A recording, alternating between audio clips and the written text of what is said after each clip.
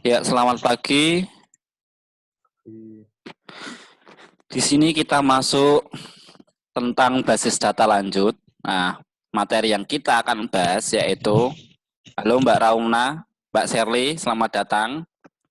Kita masuk basis data lanjut. Nah, materi yang kita akan bahas yaitu perancangan basis data dengan metode entity relationship. Ya. Nah, pokok pembahasannya yaitu kita akan membuat sebuah konsep entity relationship. Entity kan kemarin kan objek ya kan. Relationship itu apa sih? Hubungan. Berarti hubungan antar objek. Jadi kita akan membuat sebuah konsep bagaimana cara membuat hubungan antar objek. Lalu yang kedua, kita membuat sebuah field atau atribut kunci. Field itu apa sih kemarin? Mungkin Mbak Shirley kemarin field itu apa sih? Field itu apa? Kalau di database tuh field itu apa? Field adalah judul kolom, ingat-ingat. Field adalah judul kolom. Kemarin kan kita sudah praktek di akses kan. Nah, kalian kan diminta kemarin membuat sebuah tabel. Nah, di dalam tabel itu ada field name. Nah, field name adalah judul kolom atau sebuah atribut. Nah, jadi nanti kita akan menentukan field kunci yang tepat tuh di mana sih? Nah, itu yang kedua. Lalu yang ketiga yaitu bagaimana langkah-langkah dalam sebuah perancangan basis data. Kita masuk sub pembahasan pertama yaitu konsep entity relation ya. Di dalam sebuah database terdapat sekumpulan tabel yang saling berkaitan. Nah, pada model relation hubungan antara tabel dihubungkan dengan apa? Ayo, dengan apa? Hubungan antara tabel kalau di dalam relation dihubungkan dengan apa? Dengan kunci atau relation key. Nah, yang menjadi kunci utama dari masing-masing sebuah tabel. Jadi ini mohon diperhatikan dalam pembuatan konsep entity relation karena apa? Nanti di dalam skripsi kalian menggambarkan sebuah database kalian atau merancangkan sebuah database kalian pasti menggunakan setidaknya kalian menggunakan yang namanya ERD atau entity relationship. Jadi dilihat-lihat atau diperhatikan. Ingat, dalam sebuah perancangan yang tepat di dalam sebuah basis data akan memberikan kerja secara optimal. Kalau kalian merancang sebuah basis data, kerja basis data akan secara optimal terpenuhi. Dalam pembuatan perancangan atau sebuah konsep entity relation yang perlu diperhatikan tuh ada tiga, ya ada tiga hal. Tadi saya ulangi lagi, pokok pembahasan kita itu ada tiga, konsep entity, pembuatan field atau penentuan kunci, dan langkah-langkah perancangan. Nah, sekarang kita masuk nih konsep entity relation. Nah, dalam konsep entity relation itu dibagi menjadi tiga. Yang pertama yaitu one to one. Apa sih one to one? Hubungan antara tabel satu ke tabel satunya. Nah, jadi hanya bisa berhubungan satu tok. Dalam artian misalkan nih, kita membuat yang namanya basis data dalam kursus, ya kan? Nah, di dalam kursus itu ada namanya kursus privat, ya kan? Di mana di situ ada pengajar, ya kan? Di dalam kursus privat kan ada pengajar atau mentor pengajar. Nah, di mentor pengajar itu hanya mengajar satu siswa, ya kan? Namanya privat. Berarti ya namanya privat tidak diperbolehkan siswanya banyak. Makanya satu pengajar, satu siswa itu one to one. Paham? Jadi one to one itu hubungannya satu ke satu.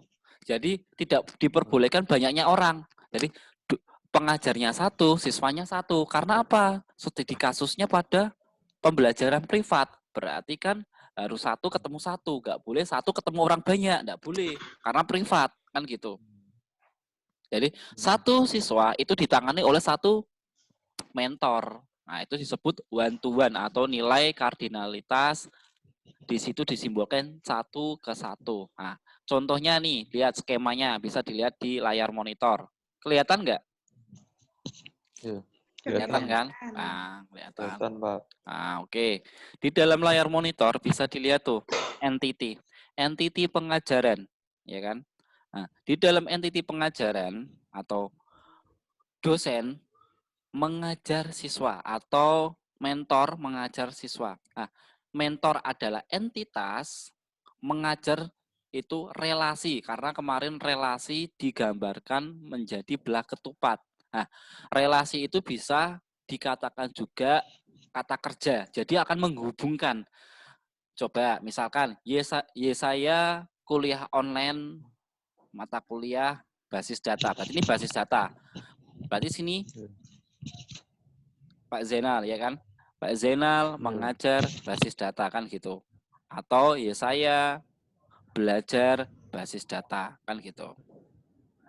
Nah, jadi relasi itu bisa dikatakan kata kerja. Ingat-ingat, besok dalam pembuatan skripsi, kalau kalian mau menghubungkan antara tabel atau menghubungkan antara objek, kalian menggunakan yang namanya kata kerja. Ingat-ingat, kata kerja.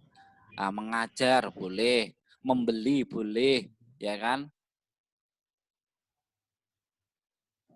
Menjual boleh. Intinya relasi itu menggunakan kata kerja, makanya di sini mengajar, ya kan? Kalian melakukan, ya kan, istilahnya gitu. Melakukan apa? Pengajaran. Pengajaran terhadap siapa? Siswa. Kalau di sini studi kasus yang ada di pembelajaran privat.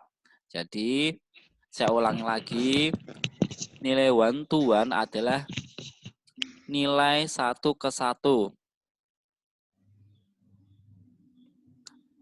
Paham sampai sini? Nilai one to one. Mbak Sherly paham nggak, Mbak Sherly? Oh, masih kau tak tanya, masih kau senyum toh. Paham nggak? Nah, masih siap tak tanya kok senyum toh. Kenapa? Paham ya, nilai one to one ya? Paham ya? Nah, jadi nilai one to one jika hubungan 1:1 atau misalkan satu objek ke satu objek. Jadi tidak boleh banyaknya objek dilayani oleh entity satu objek lagi. Tidak boleh, harus satu objek dengan satu objek. Gitu. Jadi pengajarnya satu, ya siswanya satu. Siswanya satu atau jumlah siswa satu itu diajar hanya satu pengajar. Nah, gitu. Nah, ini one to one. Lalu kita masuk ke tahapan 2 dari entity relation, ya, yaitu one to many. One to many itu apa sih artinya? Satu ke banyak. Nah, bisa disimbolkan satu di sini. Kalau pengajarnya jumlahnya satu nih, dan siswanya jumlahnya banyak, bukan privat, karena ini bukan privat, ya kan? Berarti kalau bukan privat, reguler. Yang namanya reguler dalam satu kelas boleh lebih dari satu siswa. Berarti di sini siswanya M. Nah, kan gitu. Siswanya nilainya M. M itu apa? Many. Kalau pengajarnya kan cuma satu yang masuk dalam kelas, berarti one. Nah, pengajar mengajar siswa atau satu dosen mengajar satu kelas. Nah, satu kelas isinya berapa? Kalau di kelas kalian isinya 3. Nah, ini bisa diartikan atau one to many bisa dibuat di dalam pembelajaran SD, ya kan? Kalau SD kan gurunya multi talent nih. Satu guru ya jadi guru bahasa Indonesia, jadi guru bahasa Jawa, jadi guru bahasa Inggris, jadi guru matematika, dan jadi guru sejarah. Nah, kalau di pembelajaran SD. Tapi kalau one to many saya terapkan di pembelajarannya anak kuliah, bisa nggak? Mas Yesaya? Bisa nggak? One to many saya terapkan untuk pembelajaran di perguruan tinggi. Bisa nggak? Halo? Bisa nggak Mas Yesaya? Halo? Ya. Bisa nggak? Kalau one to many saya terapkan di pengajarannya perguruan tinggi. Bisa nggak? Nilai kardinalitas. Hah? Bisa. Kok bisa? Kenapa? Ya. Alasannya kenapa kok bisa? Padahal definisi one to many itu satu objek, ya kan, bisa melayani banyaknya objek, ya kan gitu. Dan banyaknya objek, dibalik banyaknya objek bisa dilayani oleh satu objek, gitu. Atau objek yang lain yang jumlahnya banyak bisa dilayani satu objek, kan gitu. Nah, kalau di pembelajaran perguruan tinggi, apakah bisa diterapkan untuk membuat sebuah hubungan relasi dengan memberikan nilai kardinalitas one to many? Bisa nggak, Mas Yesaya? Bisa nggak? Bisa nggak?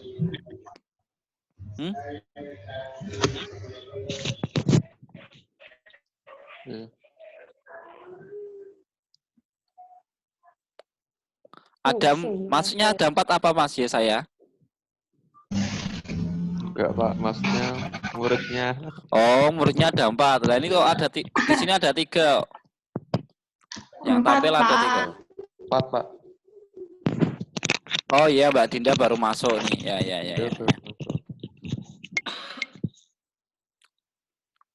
Nah, ayo jawabannya apa Mas Yesaya? Saya tulis di chat biar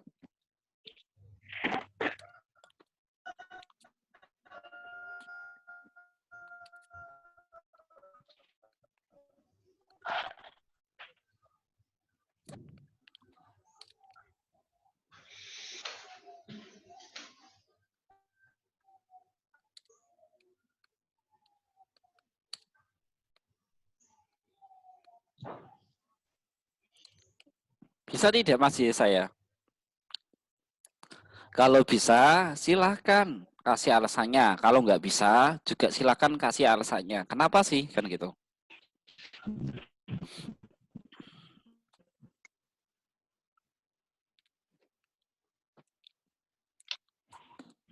Nah, one to many, apakah bisa diterapkan ketika kalian membangun untuk sistem informasi akademiknya perguruan tinggi?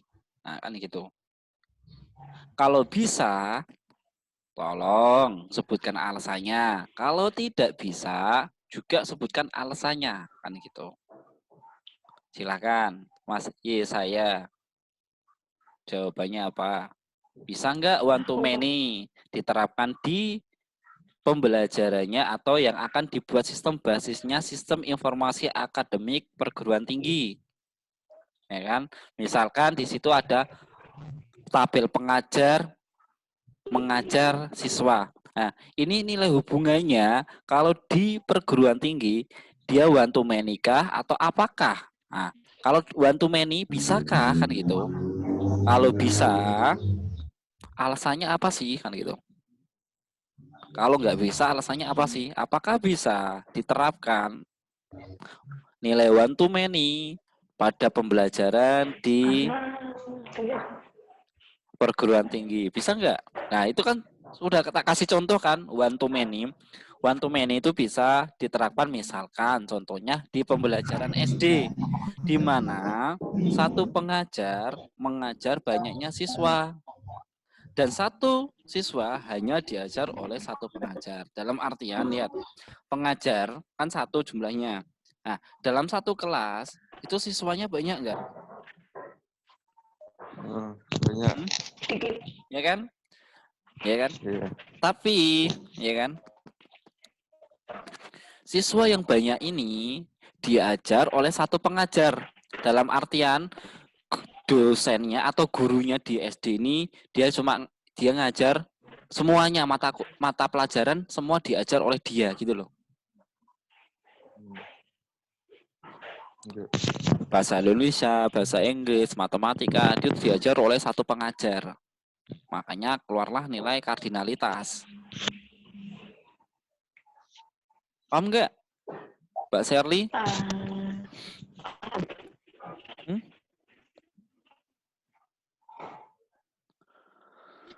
Yuk, silakan kalau ada yang menanyakan, silakan tanyakan. Yuk, silakan kalau ada yang tanyakan.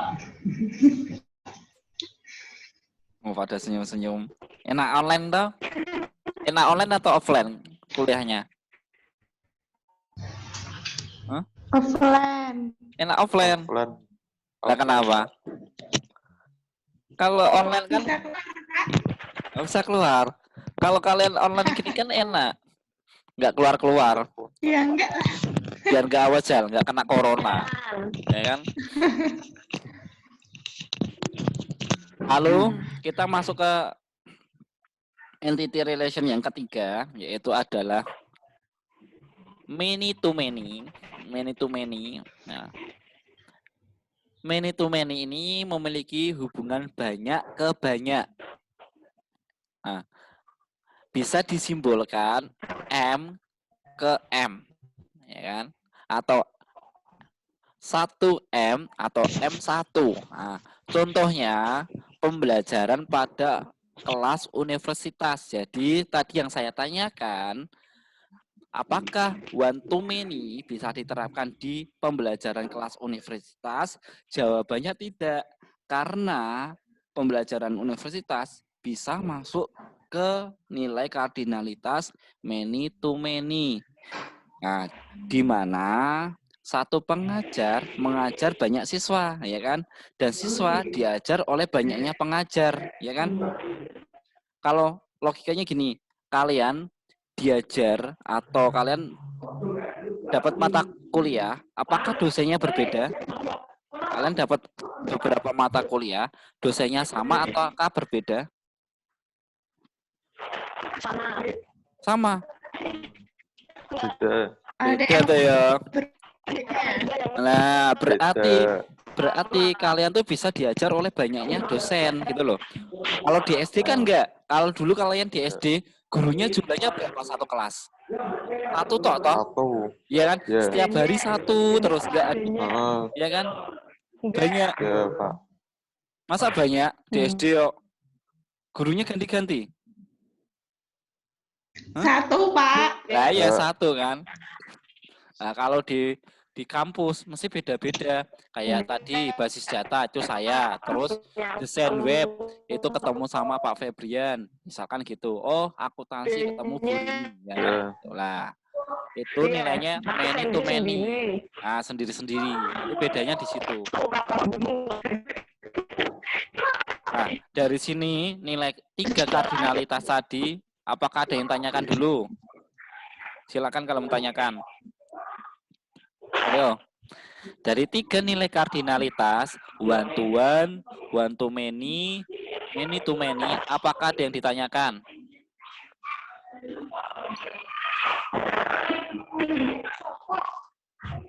Silakan kalau mau ditanyakan.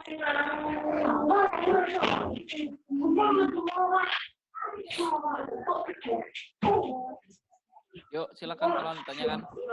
Tidak ada. Tidak ada. Tidak ada.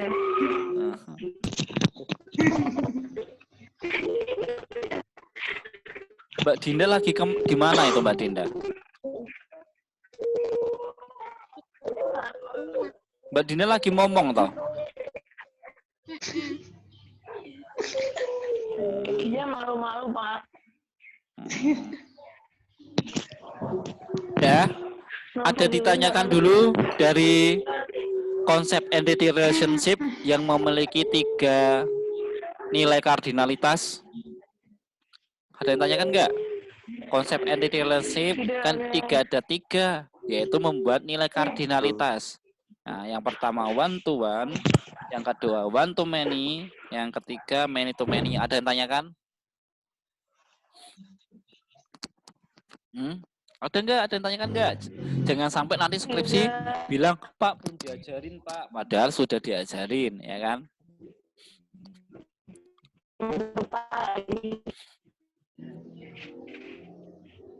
Lalu kita belajar sub poin yang kedua. Lihat, tadi apa? Pengertian field dan atribut kunci. Nah, sebelum kita membahas field itu terdapat di dalam apa sih? Di dalam sebuah objek. Nah, objeknya apa? Tabel. Maka kita perlu mengenal sebuah tabel. Nah, tabel database adalah apa sih? Tabel database adalah sebuah representasi dari tempat, ya kan? Representasi dari tempat untuk menyimpan data. Jadi dia bentuk dari tempat yang digunakan nantinya dalam penyimpanan data. Nah,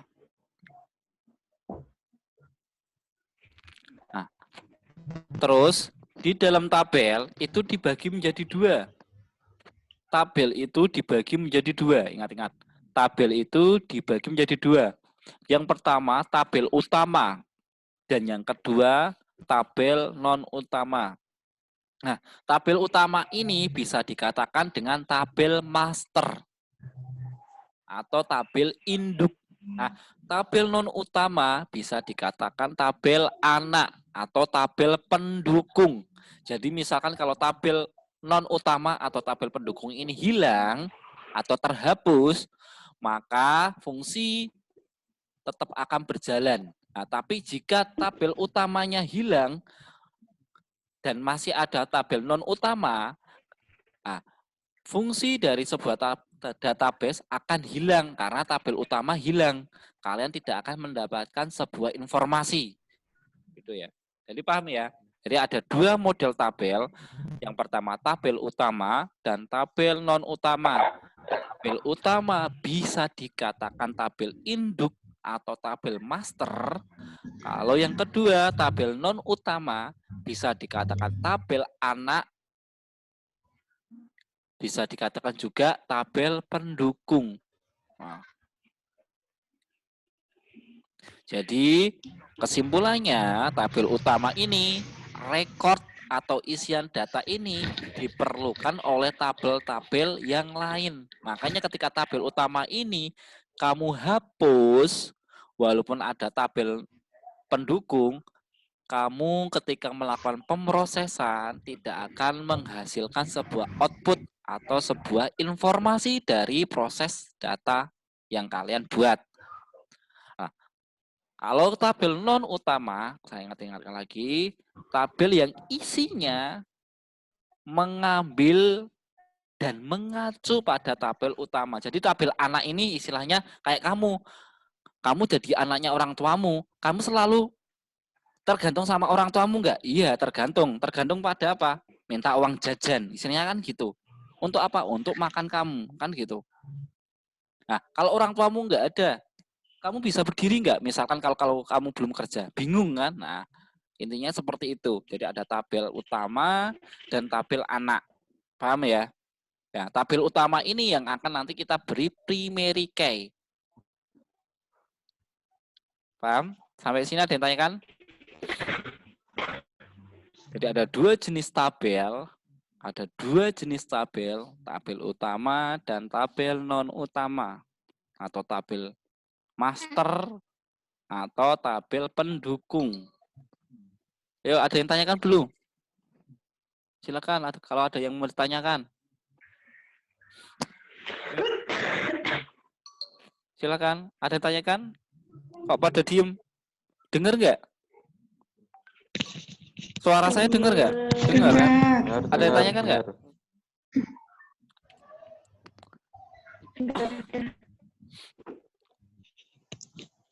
Silakan kalau mau ditanyakan. Nah itu Mbak Dinda, kenapa itu tangannya? Mainan apa itu? Enggak. Enggak.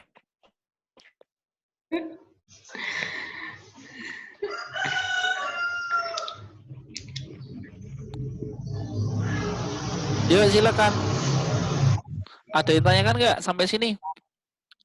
Pengertian tabel. Jadi jenis tabel itu ada dua. Nah, pengertian tabel sendiri itu apa sih? Tabel adalah sebuah representasi dari sebuah tempat untuk menyimpan data. Nah, data apa sih kemarin kan sudah saya jelaskan. Data adalah representasi dari dunia nyata yang direkam dalam bentuk angka, suara, video, audio, dan gambar, serta yang lainnya, ya kan? Yang disimpan di dalam storage atau media penyimpanan pada komputer. Itu kan data kemarin.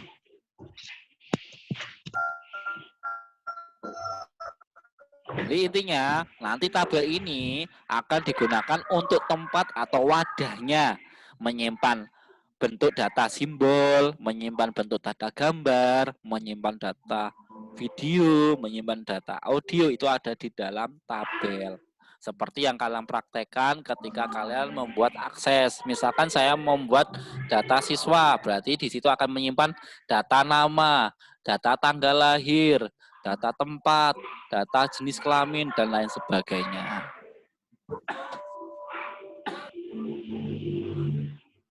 Silakan, ada yang tanyakan?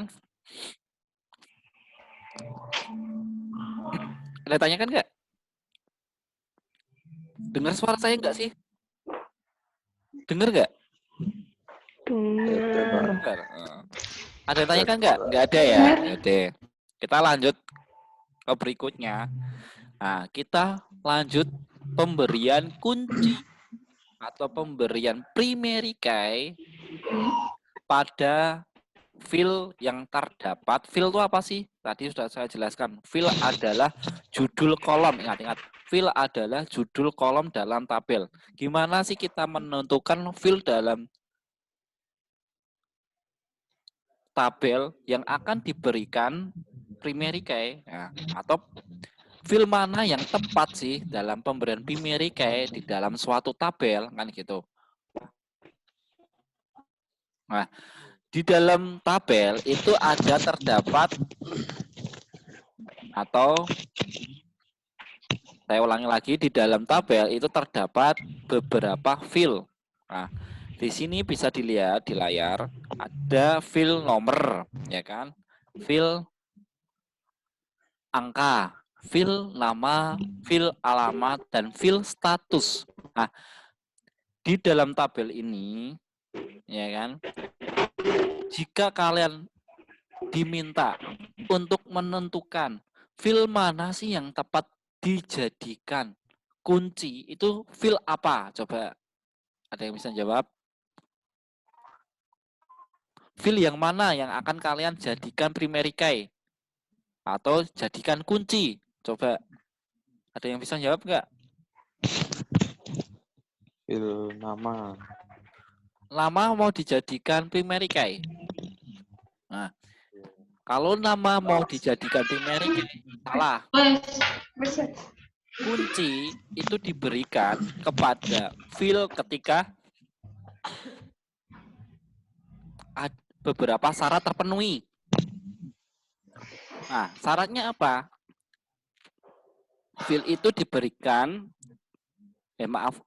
key itu diberikan pada field ketika field memiliki sebuah record. Record itu apa sih? Isian data yang unik.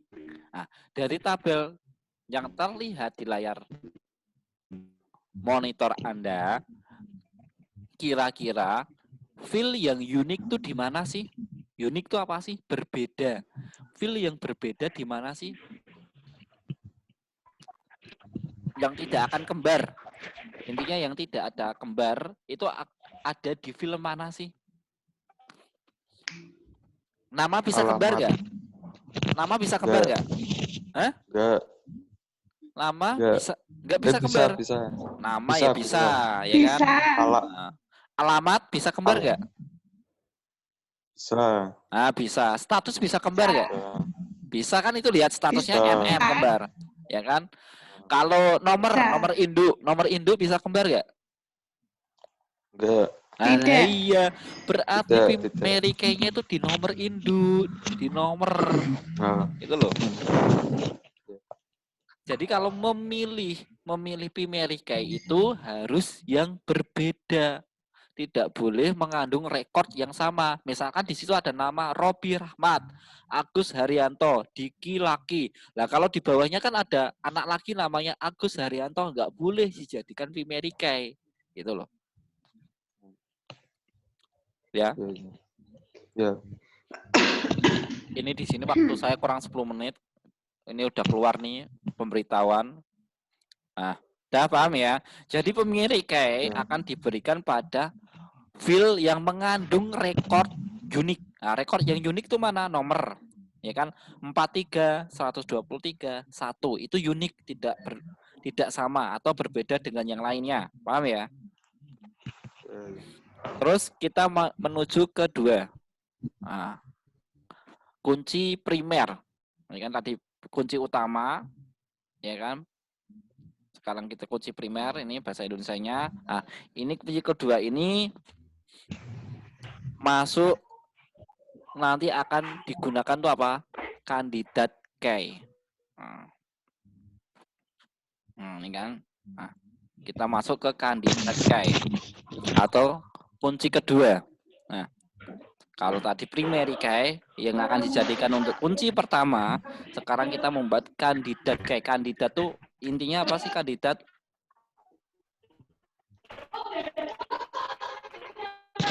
Calon. Nah, kandidat itu calon. Nah, betul. Jadi kita akan membuat calon primary key. Nah, dari tabel di sini yang menjadi kandidat key itu file mana? Antara file NPM, file nama, file alamat, file status, file HP. Yang menjadi kandidat key itu pada file apa? Coba. Ayo. Di NPMK atau HP? Itu ada 2 pilihan. Kalian pilih salah satu aja. Untuk kandidat key, kalian pilih di NPM atau HP? Nomor HP. Nomor HP. Nah, benar Mas saya. Itu terletak pada nomor HP menjadi kandidat key. Walaupun HP itu bisa kembar.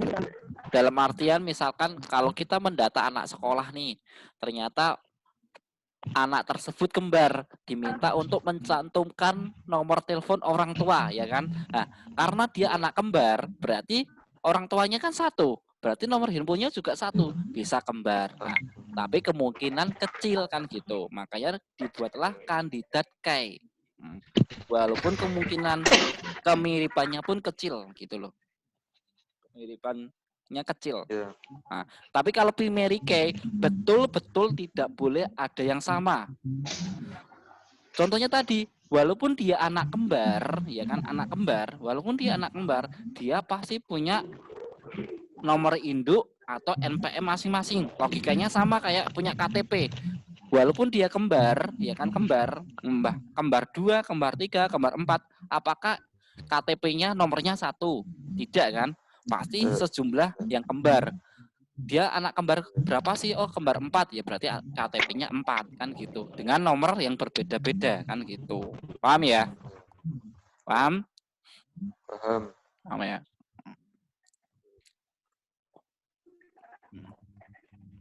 Tadi ini sudah kita bahas ya kan. Primary key itu di NPM, terus kandidat key itu di nomor handphone. Walaupun kemungkinan kecil nomor handphone bisa sama kan gitu.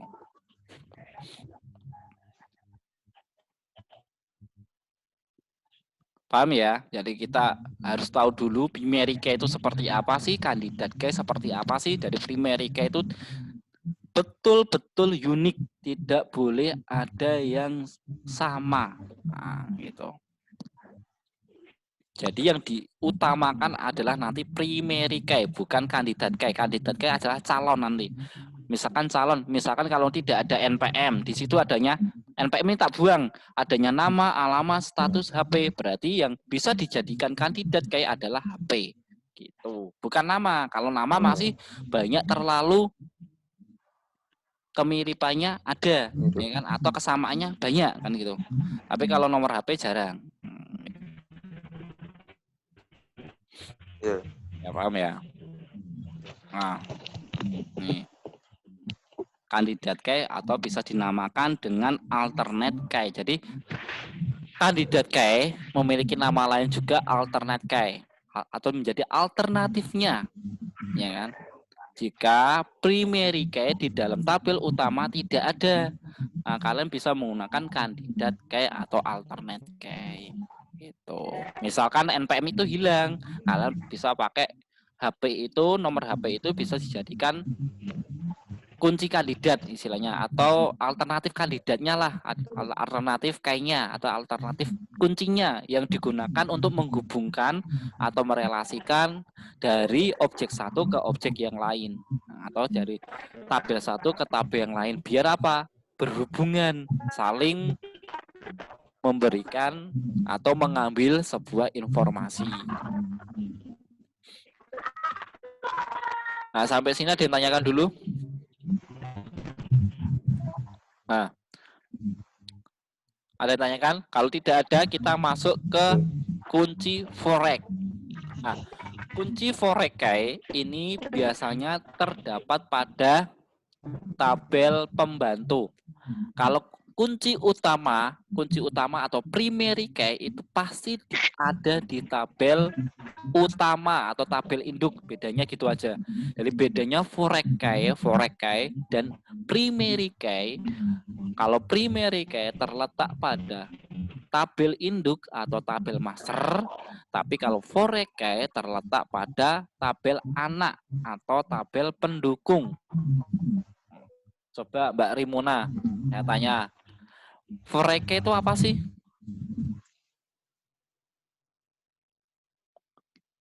Forek key itu apa sih, Mbak Riamuna? Halo, Mbak Riamuna.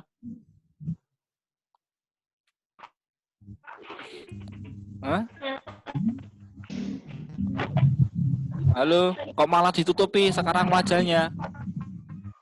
Halo Mbak Raimuna. Forek key apa sih? Kok malah diem? Apa sih forek key? Forek key itu apa sih? Apa sih yang dimaksud dengan forek key?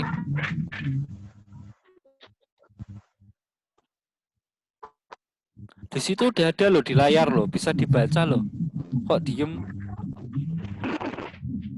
Forek key adalah, ya kan, yang menunjukkan sebuah hubungan ke tabel induk atau tabel utama, atau forek key itu akan diberikan di tabel anak.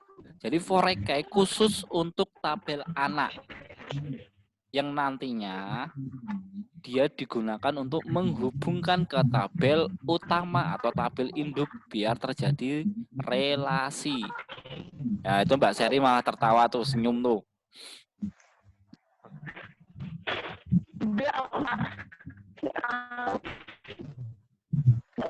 Ya, paham ya? Forek key dan primary key paham ya? Nah, jadi kunci itu ada beberapa. Yang tadi ada primary key, candidate key, dan forek key. Ya kan? Forek key, candidate key itu dipakai ketika primary key tidak ditemukan atau sebagai alternatif key. Itu forek key. Kandidat key. Kalau forek key digunakan untuk tabel anak agar bisa terhubung dengan tabel induk. Jadi gitu. Nah, primary key itu digunakan untuk tabel master atau tabel utama. Ingat-ingat. Nah, contohnya, lihat, saya punya tabel nih di sini. Tabel induk di sini dilambangkan dengan PK. PK itu apa? Primary key. Ini sama induk primary key. FK forek key adalah tabel anak. Misalkan tabel anak ini saya buang, di sini udah jelas informasinya. Ada NPM, nama, alamat, status, dan nomor HP. Jelas. Kalau saya mencari data siswa, jelas. Tapi kalau forek key atau tabel anak, lihat, kalian akan dapat informasi apa sih? Padahal di situ ada cuma NPM, kode matkul, absen. Dah. Informasinya apa? Nggak ada. Kan gitu. Makanya tabel anak ini cuma tabel pendukung untuk memberikan informasi kepada tabel induk. Jadi gitu loh.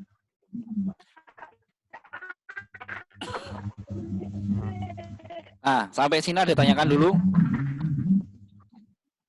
Ada tanyakan nggak? Nggak ada. Saya lanjut lagi.